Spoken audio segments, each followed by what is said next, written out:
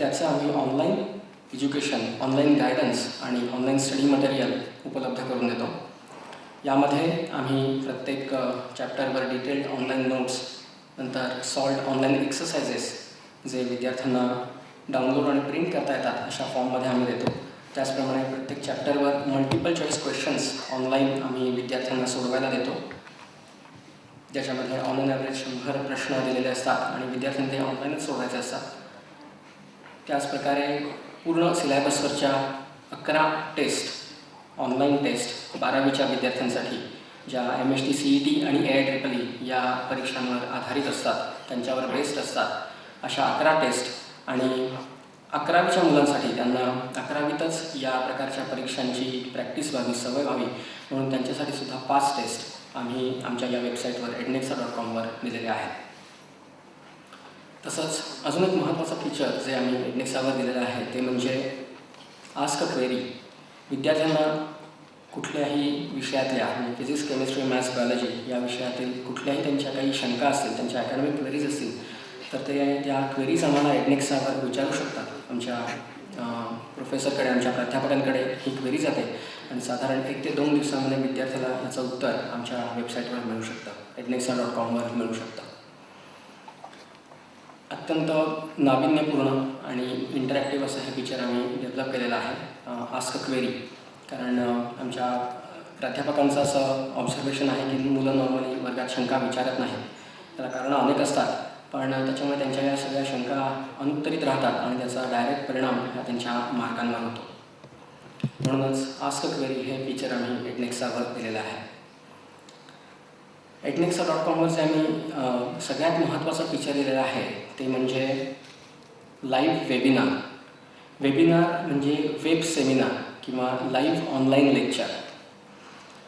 याच्यामध्ये आमचे प्राध्यापक हे आमच्या ऑफिसमधून ednexa.com वर एका ठराविक वेळी ऑनलाईन येतात आणि आमचे विद्यार्थी त्यांच्या घरून ऑनलाईन येतात आणि जो काही ठरलेला टॉपिक असेल तो रिअल टाईममध्ये आमचे प्राध्यापक विद्यार्थ्यांना शिकवतात.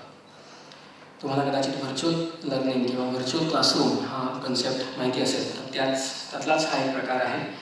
पण याला काही वेगळं इक्विपमेंट असं लागत नाही. तर ब्रॉडबँडचं इंटरनेट कनेक्शन आणि कॉम्प्युटर याच्या साह्याने विद्यार्थ्यांना घरी बसून ते लेक्चर अटेंड करता येऊ शकतं. आणि याच्यासाठी आम्ही लेटेस्ट टेक्नॉलॉजीचा वापर केलेला आहे. Audio, video, slides, digital white board, त्याचप्रमाणे ॲनिमेशनसुद्धा आता आम्ही त्याच्यामध्ये ॲड करणार आहोत.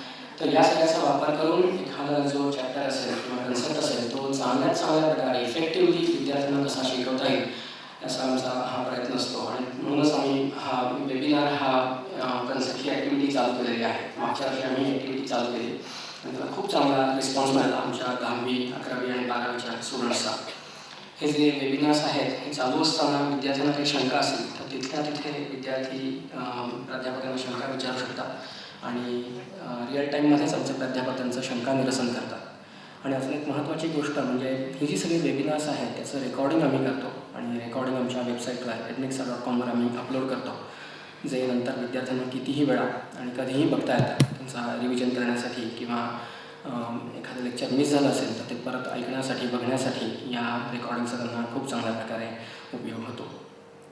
मागच्याच वर्षी आम्ही हे फीचर लॉन्च केलं. खूप विद्यार्थ्यांनी याचा फायदा घेतला आणि यावर्षी आम्ही हे फीचर अजून जास्तीत जास्त चांगल्या प्रकारे आम्ही राबवणार आहोत.